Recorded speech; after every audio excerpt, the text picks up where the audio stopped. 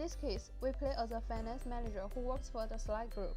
The duty is to directly report to the parent company's board and advise on special project and strategic matters. Firstly, I would like to talk about the background of Slide Company. Slide was founded in 1954 by Henry Jones. The company was listed on Cayman Stock Exchange in 1965. Henry Jones was the CEO of Slide until 1976. He was succeeded by his son Michael, who remained chief executive until 1998.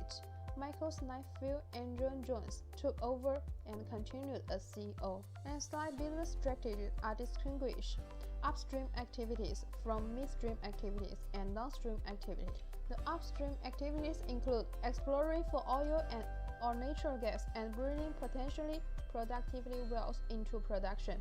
Midstream activities involve the transportation of oil. Downstream activities include refining of oil gas and subsequent distribution and sale to customers. Slide's primary interest is in the upstream business. Slide's main strategy focus is to maintain market dominance and become a global leader in oil exploration.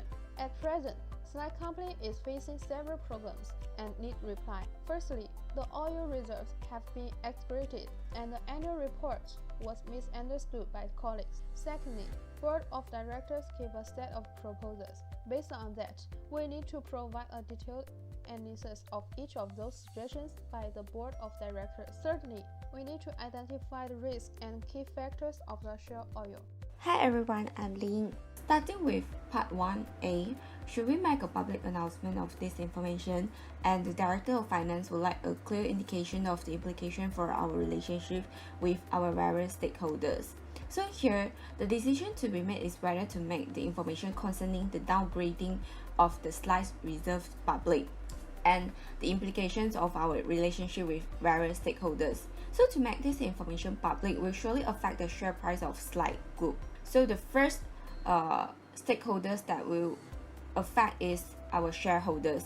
They will suffer a loss of value through the fall in share price which they are holding. They may prefer that we did not make a public announcement, as it may take some time for the problems of the reserve to become apparent and being known by public, and meanwhile they could probably still be able to sell their shares at a price higher than what the share should be valued with the latest and actual information of the reserves.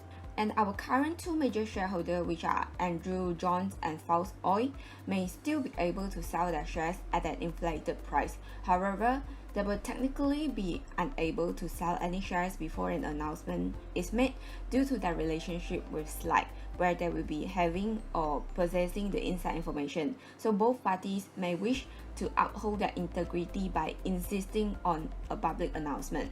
So another stakeholder group which will be affected by the announcement of the information is the government.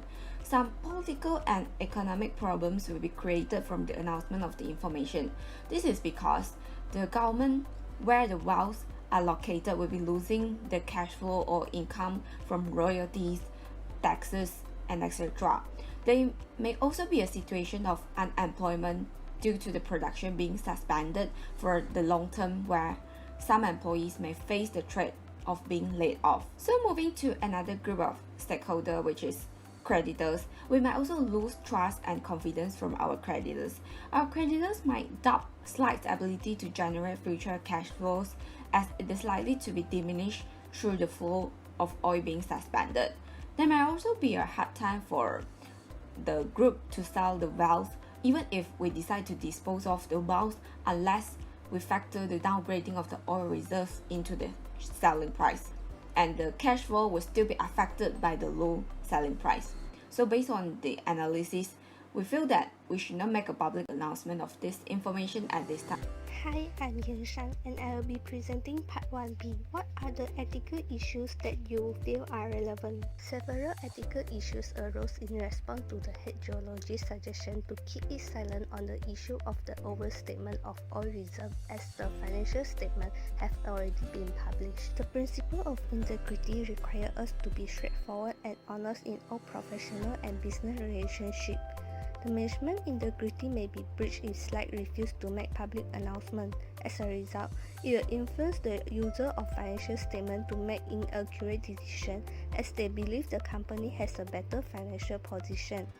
The company's share price will also be inflated as oil reserves represent our ability to produce oil from these wells in the future.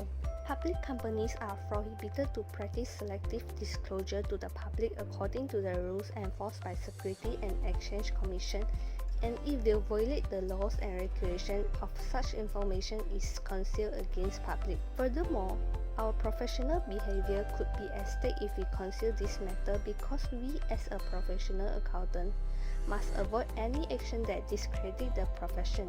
In the event this matter is discovered by the public, it will affect both our professional body's reputation and SLAC reputation.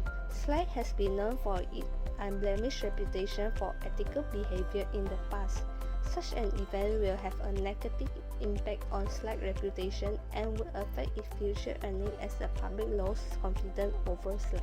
As a public listed company, company management are often under pressure to achieve certain performance targets which will impact their job security and compensation. Self-interest threat to objectivity arises when the management use earning management technique to present a favorable financial position of the company to the public. This can be evidenced by marketing intention to sort the issue quietly in hope of increasing production over the next year. Misleading financial reporting is unethical, although it may boost the company's share price in the short term. It had been stressed by marketing views that the overstatement is not due to any past error in estimation. However, failure to make necessary disclosure to the public could indicate fraud in financial reporting. The company could face penalties for violation of accounting ethics laws in accordance with Sarbanes-Oxley Act of 2002. Hi, my name is Nurul Anishahira binti Mamamri. I will present part 2A, which is a suggestion that big data could be used to monitor oil prices. Do you think this would be a sensible way to proceed? People who trade in various markets draw upon every sources of financial, economic and technical information to predict the market price. There are three main factors that commodities traders look at when forecasting the oil prices, which are current supply, future supply and demand. The current supply is the total world output of oil. Future supply depends on oil reserve. Demand, on the other hand, is determined by how much need there is for oil at a given time. The concept of supply and demand is relatively straightforward, but actually the price of oil is set in the oil future market. An oil future contract is a binding agreement that gives one the right to purchase oil by the barrel at a predefined price on a predefined date in the future. Under a future contract, both the buyer and the seller are obligated to fulfill their side of the transaction on a specific date. Besides, the commodities markets are defined as that significant resources are being invested in preserving a link between spot prices and the forecast prices implied by future or option prices. So, this market provide any indicators that could give an insight, such as different industrial statistics that might indicate future movement in demand for oil. Regardless of the title, the factors as mentioned above are related to the big data concept. In conclusion, SLAC could only benefit from implying big data if it had a unique insight that other market members could not match, and that is impossible. SLAC is not having enough influence to drive the price of oil. Although SLAC could gather much of the information from the market, it would be too expensive. Thus, SLAC cannot compete with major producers in offering better forecasts. For recommendation, SLAC could create a small team of economists with the help of predictive analytic tools to identify and predict the implicit forecast of oil prices. Next, SLAC also could obtain the benefits from the market. This is because market forces tend to provide oil prices forecasting and predicting. Thus, the prices that have offered on the spot and future markets are possible to be the best forecasts that are available. Besides, SLAC could build in-house or rent an independent forecasting facility to create practically accurate forecasts. For part 2b, some board members believe our geologists should be rewarded in relation to the accuracy of their forecast. A forecast is just a forecast. Although the initial evaluation might be correct, we could not confirm the accuracy of their forecast unless it is proven by drilling the oil wells. Employees who receive bonus payment are more likely to feel appropriately compensated, but such a bonus seems to be a long-term reward because it can take years to bring the oil wells into production. There are few drawbacks of giving the bonus as a reward to the geologists. The first one is there may be unrealistic expectation from the geologists. As for now, our business is well performing and we have sufficient retained earning to pay the bonus to the geologists. However, oil prices are uncertain.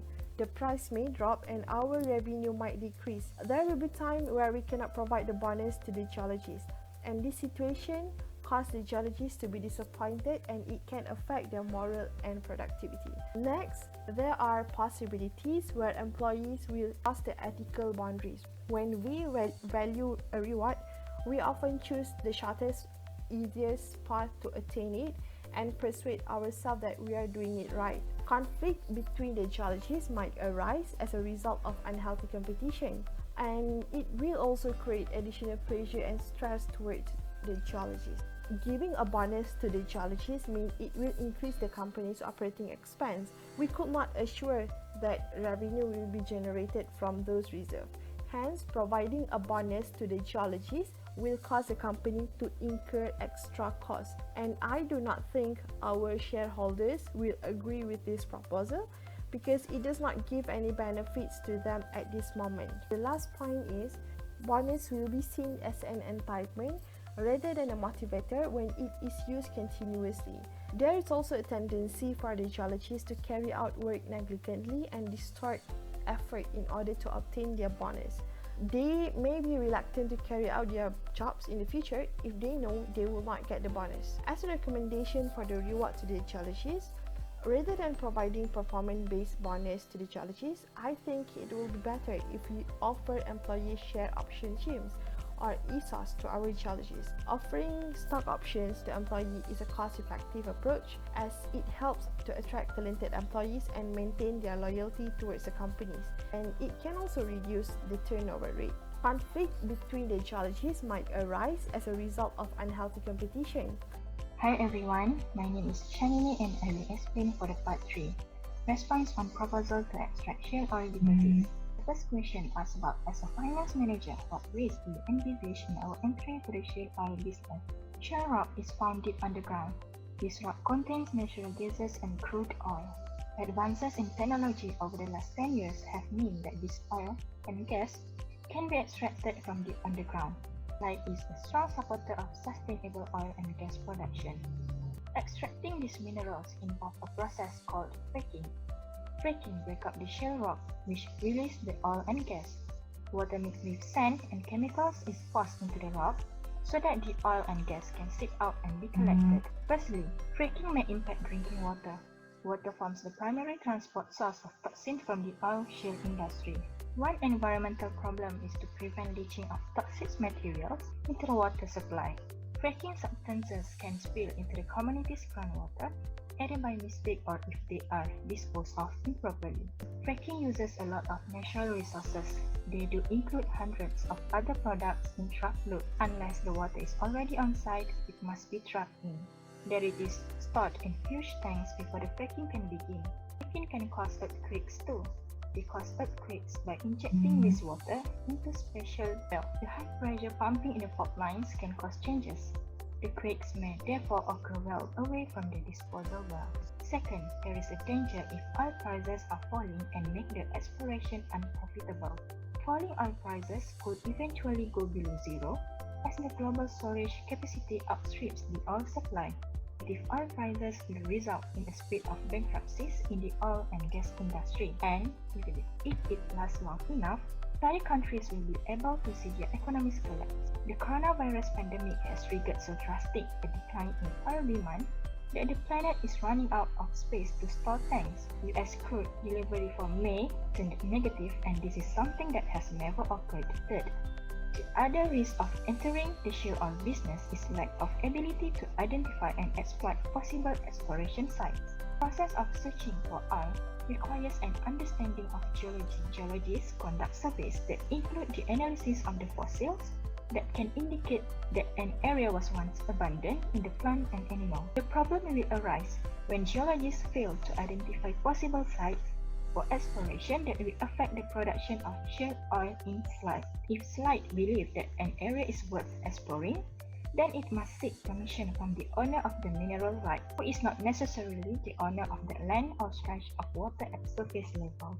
Hi, I'm Yashni. Now we move to the next slide regarded as the key factors that we should consider when deciding on proceeding with this proposal. Please justify your selection. First and foremost, we select technology as a critical factor when deciding on proceeding with this proposal. This is because the sites in slide group should be equipped with the latest technology since the sites have to undergo fracking process. For example, slide group need to adopt new technologies such as hydraulic fracturing. Next, slide group should hire the right employees. For example, the Human Resources Department of slide group should hire the employees who have knowledge in shale oil and fracking process. This is because we need more experts or specialists in this field since we don't have any experience in shale oil extraction before.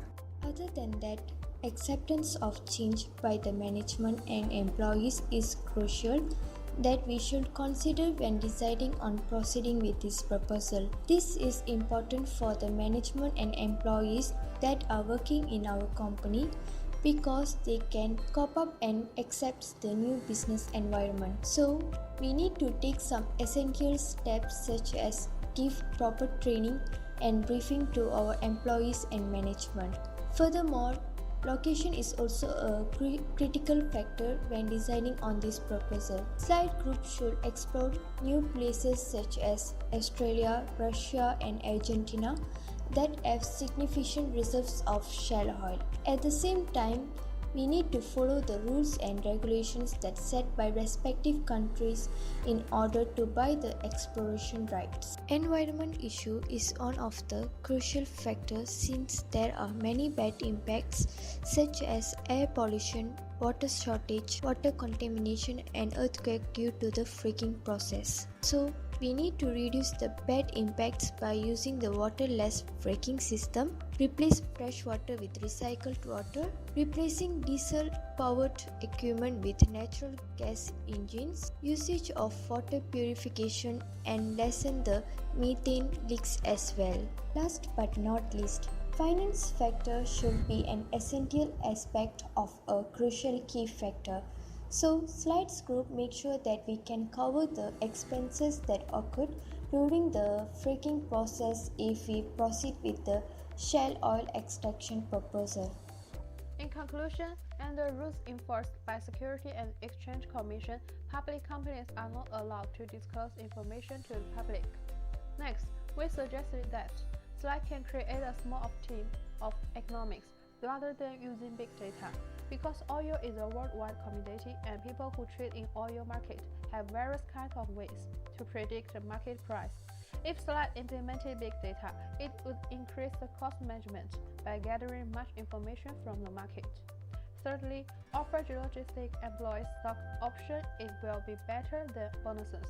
As for the main risk we face when entering the shale oil business are environmental issues and oil price, because fracking will impact drinking water. It uses a lot of natural resources and may cause earthquakes. Besides, the falling oil price could eventually go below zero as the global storage capacity outstrips the oil supply. Last but not least, when deciding on proceeding with the proposal, the key factors we should consider are technology, recruit suitable staff with knowledge of shale gas, financial considerations, acceptance in change in management, staff, and examination national regulations. That's all for our presentation today. Thank you.